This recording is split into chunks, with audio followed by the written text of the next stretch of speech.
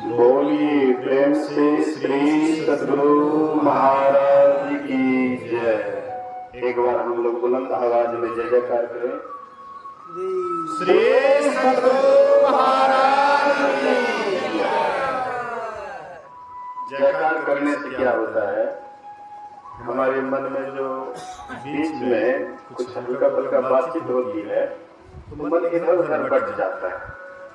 जयकार करने से बटा हुआ मन फिर जमा हो जाता है। जब जमा होता है तब आप कुछ सुन पाते हैं और कुछ अपने जीवन में धारण कर पाते हैं।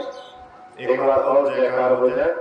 श्री सद्गुरु महाराज की जय। तो मैं कह रहा था कि जैसे कई मन का शरीर है, लेकिन वह शरीर में अगर प्राण नहीं है, वह शरीर सारहीन बुझाता है। ऐसे ही रामचरितमानस से अगर नवधा भक्ति को निकाल दिया जाए, ये भी खोखला पड़ जाता है, सारहीन हो जाता है। भक्ति कैसे करें, हम आप नवधा भक्ति से सीखें। ऐसे तो बहुत ग्रंथों में भक्ति की चर्चा बहुत ढंग से किया गया है, लेकिन नवधा भक्ति की जो चर्चा है ये विलक्षण है और संत मत से बिल्कुल मिलता जुलता है। संत मत, हम लोग संतों के विचार को मानने वाले हैं और संत मत के विचार के अनुकूल नवधा भक्ति बिल्कुल जचता है। तो अभी हम लोग सुन रहे थे माँ सबरी के संबंध में। आइए थोड़ी सी माँ सबरी के पूर्व जन्म की कथा सुनाता हूँ, बहुत बार सुने भी होंगे। माँ सबरी पूर्व जन्म में खिखिरनी थी। 15-20 साल पहले या बाढ़ से पहले, 2008 से पहले खिखिर का आवाज सुनते थे, देखते भी थे जहाँ तहाँ। लेकिन जब से बाढ़ आया तब से बिल्कुल लापता हो गया। जैसे गिद्ध अभी नहीं देख रहे हैं, गिद्ध भी नहीं देख रहे हैं। अब पहले देखते थे कोई भी मवेशी मरता था उसको खाल करके छोड़ देते थे। बहुत गिद्ध, पता नहीं कैसे निमित्त में पड़ जाता था, बहुत गिद्ध वहां जमा हो जाता था। अब लगता है कि जब मरने योग्य मवेशी होता है तो पहले उसको बेच देते हैं। ये सोचा कि हमारा आहार अब लोग खा रहा है तो हम काहे के लिए रहेंगे। अब जहां भी गिद्ध गए हो जाने परमात्मा। तो वैसे ही खिखिर को पहले देखते थे, वह खिखिर भी अब दिखाई नहीं पड़ता है। तो उसके पूर्व जन्म में माँ सबरी पूर्व जन्म में खिखिरनी थी और कहीं पर संतों का समागम हुआ था, महापुरुषों का समागम हुआ था और वहाँ पर जो भोज भंडारा हुआ था, महापुरुष का जूठन फेंका गया, वह खिखिरनी उसी को, वह जूठन को पाई। देखिए, महापुरुषों के जूठन में भी बहुत बड़ा गुण होता है। मैं देखता था, गुरु महाराज जी के सानिध्य में रहने की तो मौका नहीं मिला, लेकिन महर्षि शाही स्वामी जी महाराज के सानिध्य में कभी कभार जाते थे, रहने का मौका मिलता था, तो देखते थे उनका जूठन जो थोड़ा बहुत बच जाता था तो सत्संगी लाइन लगा देते थे कि हम भी जूठन खा लेंगे तो हमारा भी उद्धार होगा। तो यही माँ सबरी के संबंध में बहुत आदमी सुनते होंगे, इसलिए भी लोगों के अंदर में ये श्रद्धा हो जाती है कि हमको भी थोड़ा जूठन मिले। तो माँ सबरी महापुरुष के जूठन को पाती है, खाती है। परिणाम होता है कि माँ सबरी खिखिरनी का जो वह जीवन छूटता है, वह शरीर छूटता है, तो सीधे मनुष्य शरीर में राजकन्या होकर के जन्म लेती है। अब सोचिए थोड़ा सा कि ये एकाएक ट्रांसफर हो जाना है, प्रमोशन हो जाना एकाएक, 84 लाख योनियों में हाँ भटक रही थी, एक हिरणी शरीर में थी, पता नहीं और कितना उनको भटकना पड़ता, लेकिन संत सदगुरु की कृपा हुई, वह सीधा वहाँ से ट्रांसफ़र होकर के राजकन्या होकर के जन्म लेती है। उनके अंदर तो उसी समय बीज पड़ गया था, एक हिरणी शरीर में ही बीज पड़ गया था। भक्ति का बीज जब पड़ता है तो उसका विनाश नहीं होता है। कबीर साहब कहते हैं भक्ति बीज विरसे नहीं, आए पड़े जो चोल अकंचन जो निष्ठा पड़े घटे न ताको मोल। भक्ति का जो बीज पड़ जाता है तो वह कभी भी खत्म नहीं होता है। जैसे सोना अगर निष्ठा में गिर जाए और फिर वह सोना को बाजार में ले जाकर के बेचे तो सोना का दाम घटता नहीं। ऐसे ही ऊंच नीच घर जन्म ले तो संत को संत जिनके अंदर भक्ति का बीज पड़ जाता है उनको अन्य योनि में नहीं जाने देता है। 84 लाख योनियों में नहीं जाने देता है भक्ति का बीज। वैसे ही भक्ति का बीज पड़ गया, राजकन्या होकर के जन्म लेती है, लेकिन भक्ति करने में वहां भी बाधा हो रही थी। हम आप तो मध्यम वर्ग के लोग हैं, लेकिन जो राजे महाराजे अभी भी जो बहुत धनी आदमी है उनके परिवार के लोग जल्दी सत्संगी नहीं होता। खास करके माँ बहने को तो वे सत्संग में जाने में उसको मतलब कैसे बुझाता है, प्रतिष्ठा को बुझाता है कि हमारी घर की दुल्हन माँ बहने जाएगी, लोग क्या कहेंगे। तो इस हिसाब से वहां पर भी उनको बाधा हो रही थी। संयोग से परमात्मा की कृपा होती है तो महापुरुषों का पदार्पण होता है।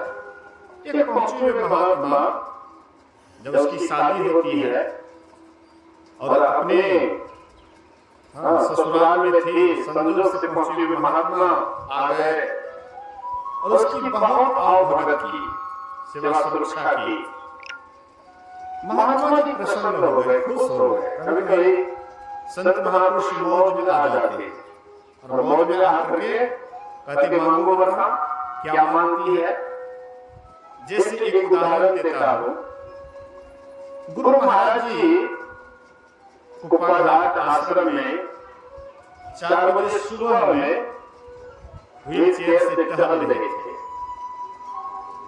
4 बजे 3 से 4 ध्यान होता है। उसके बाद गुरु महाराज जी व्हील चेयर से टहल रहे थे। एक माता जी थी जो रात में वहीं पर निवास की थी, 3 से 4 ध्यान करके एक भजन गाती है, बड़ा विरही भजन, भावपूर्वक गाती है। भजन भी अगर गाते हैं लेकिन भाव से गाते हैं तो वह भजन बहुत प्रभावित करते हैं, यहाँ तक कि संत सदगुरु परमात्मा को भी प्रभावित करते हैं। भजन में अगर भाव से गाया जाता तो वह माता जी 3 से 4 ध्यान करके भजन गा रही थी। सतगुरु जी से अर्ज हमारी, बड़ी भावपूर्वक, बड़ा प्रेम। सतगुरु जी से अर्ज हमारी, माए के दीने मलिने कुटीले खल, सिर अघ कोट भारी। कहते हैं सतगुरु जी से अर्ज हमारी, माए के दीन मलिन कुटिल खल। मैं तो एक दीन हूँ, हाँ मलिन, मेरी बुद्धि अपवित्र है, मेरे अंदर में बहुत सारे विकार हैं, इसलिए सतगुरु जी के से अरज हमारी। बड़ा प्रेम पूर्वक गा रही थी। गुरु महाराज जी का व्हीलचेयर जब वहाँ उस जगह पर गए, गुरु महाराज जी कहते रुको, बड़ा भावपूर्वक गा रही थी। गुरु महाराज जी व्हीलचेयर को रुकवा देते हैं। जब तक वह भजन गाई, गुरु महाराज बहुत प्रेम से उस भजन को सुने। जब भजन पूरा होता है तो कहते हैं कि वह माई को बुलाओ। अब तो कोई प्रणाम करने के लिए गुरु महाराज को तरसते थे। गुरु महाराज जी जल्दी किसी को प्रणाम भी नहीं करने के लिए देते थे, डांटते थे। अब गुरु महाराज जी कहते उसको बुलाओ। आपको माता जी इतना मतलब भाव विभोर हो गई, जाकर के गुरु महाराज के चरण में गिर जाती है। गुरु महाराज कहते हैं बेटी, मैं तुम्हारी इस भक्ति भाव से प्रसन्न हो, खुश हो, वरदान मांगो, जो तुम्हारी जी चाहे वरदान मांगो। वह माता जी कहती है, गुरुदेव मुझे और कुछ नहीं चाहिए, आपकी प्रेम भक्ति चाहिए। मुझे और कुछ नहीं चाहिए, आपकी प्रेम भक्ति चाहिए।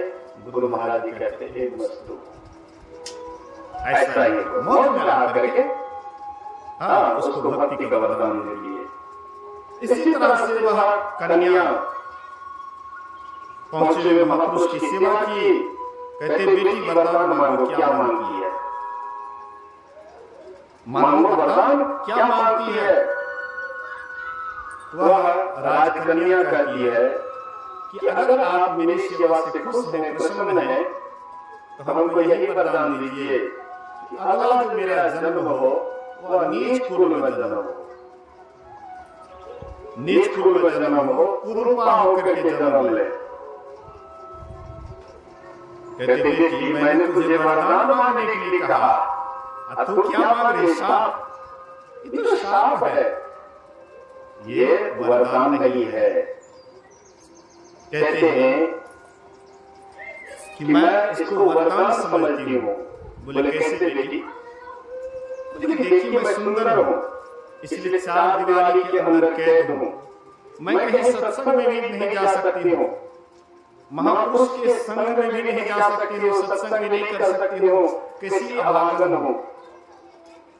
और जब मैं नीच कुल में जन्म लूंगी, कुरूपा होकर के जन्म लूंगी, तो लोग मेरे तरफ देखेंगे नहीं।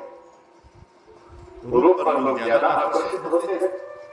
मैं सुबह में कह रहा था, सुबह के सत्संग में, कि यहाँ पर साधु महात्मा सीधे साधे वेशभूषा में मंच पर बैठते हैं, तो लोग देखने के लिए कितने आदमी आएंगे? काहे के लिए आएंगे देखने के लिए? यहीं पर अगर कोई देखने वाली आ जाए तो फिर देखने वाले की कमी रहेंगे, ताता लग जाएंगे, जगह भी नहीं मिलेगा। तो मां सबरी कहती है कि मैं देखने में सुंदर हूँ, इसीलिए तो मुझे चार दीवारी के अंदर में कैद करके रखा जाता है। अगर मैं इस तरह से सुंदरी नहीं रहूंगी तो लोग हमको कैद करके नहीं रखेंगे, फिर मैं खूब मनोपूर्वक भक्ति करूंगी। बोलिए श्री सद्गुरु महाराज। महात्मा जी को आशीर्वाद दे देते हैं एक मस्तु। कुछ वर्षों के बाद उनका वह शरीर छूट जाता है, सुंदर शरीर छूट जाता है, और वह एक भील के यहाँ, मुसहर के यहाँ भील कन्या होकर के जन्म लेती है। बिल्कुल दत्त होगी, कुरूपा, देखने में बिल्कुल बेकार। लेकिन बेटी चाहे सुंदरी हो या कुरूपा हो, माता पिता को तो चिंता हो जाती है। किसी तरह से इसकी शादी हो जाए, उसमें तो उसका दिमाग एकदम लग जाता है। तो ऐसे ही कोई लड़का को किसी तरह से फुसला करके लाए। अंधेरी रातें थी, रोशनी की भी शायद उतनी व्यवस्था नहीं होती उस समय। रात में ही शादी करके उनको सुबह में ही निकाल दिए, किसी तरह से बलय टल जाए, क्योंकि सुंदरी तो है नहीं कि लोग देखेंगे तो इनसे शादी करेंगे, तो रात भर में यही सब करके निकाल दिए। सुबह में जा रही थी, जंगली रास्ता था, थोड़ा हवा का झोंका आया, उनका घूंघट गुजर जाता है। आजकल भी जो माता जी लोग हैं, पुरानी माता जी, उसका घूंघट नीचे रहता है। नई नई दुल्हन है तो आजकल घूंघट उतना नहीं काटती है। पुराने जमाने में अक्सर मां बहनें अधिक घूंघट काटती थी। ये भी घूंघट काट के जा रही थी, पति देखे नहीं थे। संजोग से जैसे हवा का तूफान आता है, घूंघट उजड़ जाता है। उनके पतिदेव देखे कि चुड़ैल को कहाँ ले जा करके क्या करूंगा, इनको देखेंगे तो बच्चे लोग डरेंगे। इसलिए इस चुड़ैल से कैसे छुट्टी हो जाए, भूतनी से कैसे छुट्टी हो जाए, पतिदेव मन में सोचने लगे किस तरह से इसको छोड़ करके भाग जाए। थोड़ा रास्ता का फासला हुआ, उनके पतिदेव थोड़ा तेजी से निकलने लगे, सभी धीमी गति से जा रही थी। और मां सभी के अंदर में भी था कि जिसके लिए मैं वह वरदान मांगी, कुरूप होकर के जन्म ली, फिर तो मैं बंधन में ही जा रही, पति के साथ रहूंगी, उनके अनुसार चलना पड़ेगा। फिर मेरे अंदर जो भक्ति करने की प्रबल इच्छा है वह शायद पूरा नहीं होगा। इसलिए हे परमात्मा, किसी तरह से छुट्टी छूट जाए। कुंवारी लड़की रहती है, वे कहीं भी जाते हैं तो माँ बाप को विशेष चिंता रहता है। जब शादी हो जाती, कम से कम पढ़ने वाला बंधन में बंध जाता है तो उतना टेंशन नहीं होता।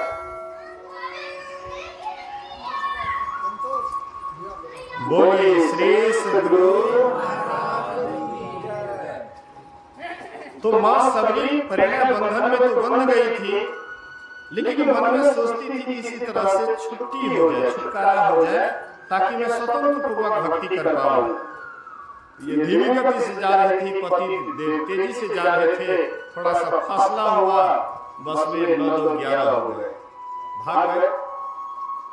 अब सबरी सोचती है भले भाग गया, बलय टल गया, अब मैं आराम से परमात्मा की भक्ति करूंगी, शांत एकांत में रहकर। तो वही जंगल झाड़ी में छिप करके रहने लगी। सोची कुछ सेवा करना चाहिए, सेवा से सद्गुण है आते, जिससे जीवन सुखमय होगा, और जिसमें है सेवा भाव नहीं, साही सुख चैन कहाँ होगा। तो सेवा भाव उनके अंदर में तो था ही। सोचती क्या सेवा करें, तो देखती कुछ महात्मा लोग रास्ते से जा रहे हैं, रास्ता बहुत कटा कुशा वाला है, तो उसको साफ सुथरा करती है। धीरे धीरे पता लगाती है, पता लगता है कि कोई जगह है, आश्रम है, वहां पर ढेर सारे महात्मा रहते हैं। तो वे क्या करती थी, उस समय छुआछूत की भावना प्रबल थी। 20-25 साल पहले भी बहुत ज्यादा था, अब बहुत घट गया। हमारे नाना वगैरह कहते थे कि कोई भी थोड़ा निचला जाति का आता था कुआं के पास, तो कहते थे रुको, छुओ मत, अपने से पानी भर करके उसको पिलाते थे। छुए नहीं, छुआ नहीं जाए, इतना प्रबल भावना थी जाति। हम लोग एक जगह गुड़िया में गए थे सत्संग करने के लिए, वह रामपुर से थी, बहुत श्रद्धालु, बहुत बढ़िया सत्संगी। तो इधर मध्यम वाले कास्ट वाले, वहां पर नित्यानंद बाबा, हमारे 2-3 महात्मा थे, 2-3 महात्मा थे। वो जो भंडारा के लिए कुछ लोगों को आमंत्रित किए सत्संगी को, तो उसमें कुछ काठी लोग दिए, क्योंकि यहाँ हम लोग भोजन नहीं करेंगे। हम लोग साधु महात्मा सोचे भाई संत मत का सत्संगी है और बढ़िया से जीवन बिता रही है, तो क्यों नहीं करेंगे, आराम से उनके यहाँ करेंगे। हम लोग भंडारा पाए, लेकिन कुछ लोग नहीं पाए छुआछूत की भावना के कारण। तो वैसे ही माँ सबरी भी जानती थी कि लोग हमको सेवा नहीं करने देंगे, इसलिए जब सब महात्मा सो जाते थे 11-12 बजे रात को जाती थी छिप करके चौका चूल्हा पानी जलावन जो भी करने योग्य सेवा बुझाता था करके महात्मा जी के जगने से पहले वहां से वहां चली जाती थी। महात्मा लोग जब जगते थे तो भाई कौन सेवा किए, बहुत सेवा किया, वहां दिखाई पड़ता था भाई कौन सेवा किए। मतलब ऋषि से उनके शिष्य लोग शिकायत किए कि गुरुदेव कोई आता है और सेवा करके चला जाता है, बोले पहरा करो, तो पहरा करने लगे। एक शिष्य जग करके पहरा कर रहे थे, जैसे 12 रात बजता है आती है सेवा सुरक्षा करने लग जाती है, पकड़े उसको, पकड़ करके ले गए मंत्र ऋषि के पास। गुरुदेव यही छिप करके आती है, सेवा करके चुपचाप चली जाती है। जैसे मंत्र ऋषि सबरी की तरफ दृष्टि डालते हैं, सबरी को देखते हैं, बोले छोड़ दो इसको, ये बहुत बड़ी भक्ति है और इसी जन्म में ये अपने स्वरूप को पाएगी, परमात्मा को पाएगी, इसको छोड़ दो। मतलब ऋषि जब शरीर छोड़ने लगे बोले कि बेटी राम का जन्म हो गया है और भगवान राम तुमको दर्शन देने के लिए तुम्हारी कुटिया में आएंगे, तुमको जाने की कहीं जरूरत नहीं है। तुमको कहीं भी राम को खोजने के लिए जाना नहीं है, बल्कि राम ही खोजते हुए तुम्हारे पास आएंगे। भक्त अगर ऐसा हो सबरी की तरह तो भक्त को खोजना नहीं पड़ता है, भगवान ही स्वयं खोजते हुए आते हैं। तू सबरी जैसी भक्ति कर प्रभु राम तेरे घर आएंगे, तू सबरी जैसी भक्ति कर प्रभु राम तेरे घर आएंगे। ऐसे है मेरे राम, ऐसे है मेरे राम। आप सोचिएगा कि सबरी के सिवा और के भी कुटिया में तो गए थे, तो क्या सबरी की तरह उनकी भी वही गति हो गई? नहीं। सर्वभंग मुनि के आश्रम में भी राम भगवान गए थे और सर्वभंग मुनि वरदान मांगते हैं कि आप अपनी भक्ति दीजिए, लेकिन मां सबरी कुछ नहीं मांगती है। मां सबरी वहां गई जहां से किसी को लौटना नहीं पड़ता है, लेकिन सर्वभंग ऋषि वहां गए जहां से लौटना पड़ता है। तो मां सबरी केवल बाहरी दर्शन ही नहीं करना चाहती थी कि राम जी आएंगे दर्शन देंगे तो उसी से हमारा उद्धार हो जाएगा, ऐसी बात नहीं थी। वे अंतर साधना के अंतिम तह तक पहुंची हुई थी मां सबरी। अंतर के अंतिम तह में गुरु है, मन पाता पाता नहीं, नैनों के तिल में ज्योति उनकी नजर में आता नहीं। तो अंतिम तह तक वह पहुंची हुई थी, आत्म स्वरूप को प्राप्त की हुई थी, परमात्मा स्वरूप को पाई हुई थी। इसलिए मां सबरी के यहाँ सगुण रूप में राम जी ही आए। तो राम भगवान जब आए तो मां सबरी बड़ी भाव विह्वल होकर के, प्रेम पूर्ण होकर के जूठा वै खिलाती है। जूठा वै जिसको चक करके रखती थी कि कहीं खट्टा न लगे, प्रभु का दांत खोट नहीं हो जाए, इसलिए चक चक करके रखती थी। वही चखा हुआ वैर देती है राम भगवान को, राम भगवान बड़ा प्रेम से उसको खाए। तारीफ भी बहुत की, बड़ाई भी बहुत की, वाह बड़ा स्वादिष्ट है। मां सबरी के ऐसे बहुत ऋषि मुनि थे जो आस लगाए हुए थे कि मेरे यहाँ राम जी आएंगे पहले। लेकिन और जगह राम जी नहीं जाकर के सबसे पहले माँ सबरी के ही कुटिया में आते हैं। कारण क्या है? तो माँ सबरी तो सुंदरी भी नहीं थी, कुरूपागी थी, उनके पास धन दौलत भी नहीं था, सुंदर मकान भी नहीं था, लेकिन फिर भी क्या विशेषता थी कि भगवान श्री राम माँ सबरी के ही आश्रम में पहले आते हैं। प्रेम भक्ति की विशेषता। प्रेम सखी तुम करो विचार, बहुविध आना यही संसार। प्रेम खिलौना, प्रेम सखी तुम करो विचार, बहुविध आना यही संसार। जो तुम्हें प्रेम खिलौना चाहो, शीश उतार महल में आओ। प्रेम खिलौना यही विशेष, मैं तुम्हें देखूं तू मोहि देख। प्रेम खिलौना यही स्वभाव, तू चली आओ कि मोहि बुलाओ। खेलत प्रेम बहुत पचिहारी, जो खेले सो जग से न्यारी। कहे कबीर प्रेम समान, प्रेम समान और नहीं आओ। प्रेम के समान और कुछ नहीं है।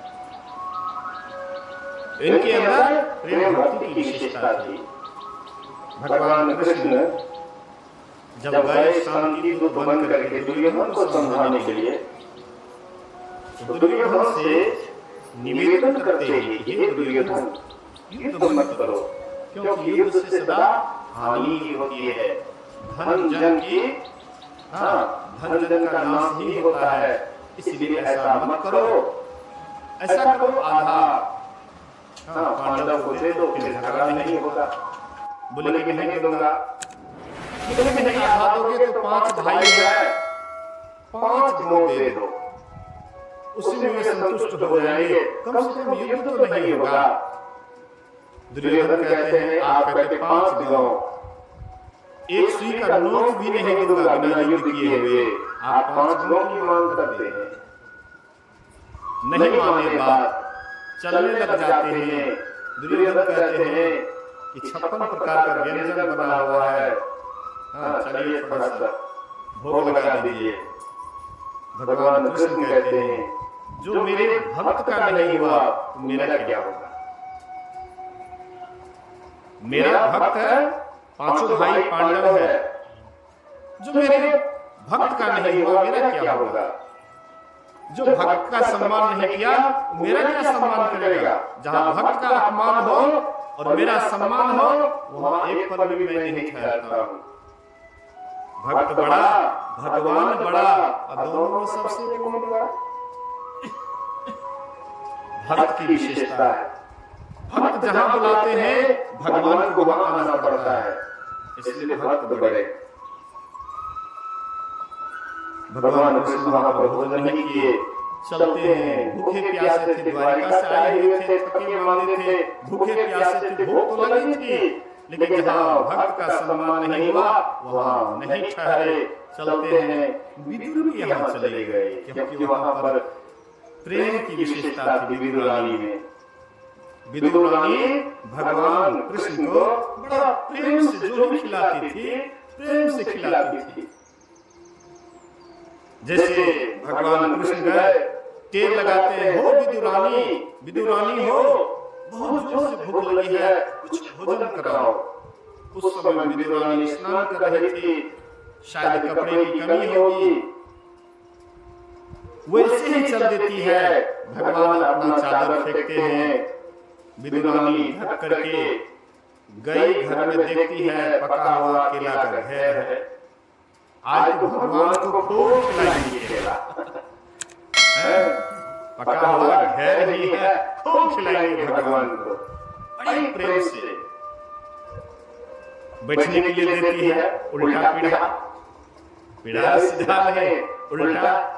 भगवान राम नहीं देखने लगे उल्टा दी कि सीधा दी।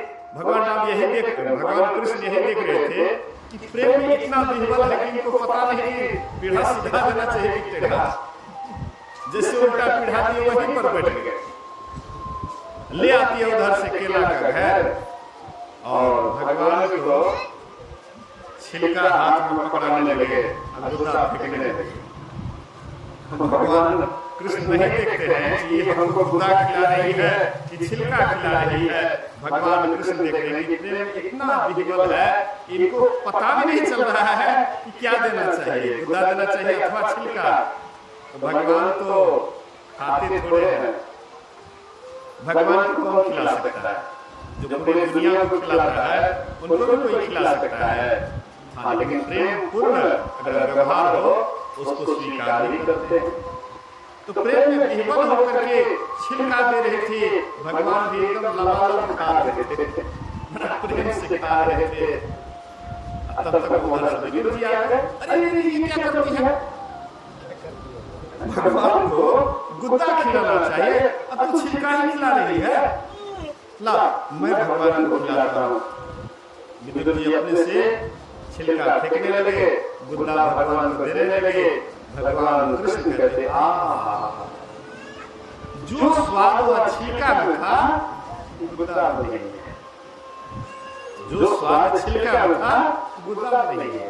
क्योंकि प्रेम को देखते थे भगवान कृष्ण प्रेम को देखते थे। तो संत भगवान तो प्रेम के ही भूखे होते हैं। गुरु महाराज जी, कोई धनी टोला था, वहां पर सत्संग का आयोजन समय दिए हुए थे। आज जिस दिन गुरु महाराज जी वहां पहुंचते, एक गरीब का बच्चा था, लड़का था 7-8 साल का। उसके मन में हुआ कि गुरु महाराज मेरे यहाँ आएंगे। उसको कोई नहीं बोले चले, किसी से सुने या जो भी हो, वह बच्चा कहता है कि गुरु महाराज मेरे यहाँ आएंगे। चौकी धो करके बढ़िया से रख दिए, अमरूद पका हुआ था उसको तोड़ करके लाए। आज गुरु महाराज को अमरूद खिलाएंगे, गुरु महाराज मेरे यहाँ आएंगे। लोग कहते थे अरे कैसा आदमी है, गुरु महाराज फलाने आदमी धनी आदमी है, उसके यहाँ समय दिए हैं, वहां जाएंगे गुरु महाराज, तुम्हारे यहाँ आएंगे। कहते थे निश्चित आएंगे मेरे यहाँ गुरु महाराज, निश्चित आएंगे। कोई भी कहता था, किसी की बात पर वो यकीन नहीं करता था, कहता था गुरु महाराज मेरे यहाँ आएंगे। अपने से लीप पोत करके सब कुछ फिट करके रखे हुए थे। और जब गुरु महाराज जी उसके घर के सामने आते हैं, गुरु महाराज कहते हैं यहाँ पर रोकिए गाड़ी को। मिनिस्टर कार था, कहते रोकिए यहाँ पर। कहते हुजूर ये घर नहीं है, जहाँ पहुंचना है ये घर हुजूर नहीं है। बोले कि रोकिए ना। रोकते हैं। उसके बाद गए, गुरु महाराज चौकी पर बैठे और पका हुआ अमरूद बच्चा देता है। और गुरु महाराज जी उसको बड़ा प्रेम से चूसते हैं, खाते हैं। देखिए प्रेम में पड़ करके प्रभु क्या नहीं करते, संत भगवान तो प्रेम को देखते हैं। गुरु महाराज जी जब एक रास्ते से गुजरते थे, एक बूढ़ी माई, एक साग होता है, कौन से साग कहते हैं, मकई में उपराया होता है,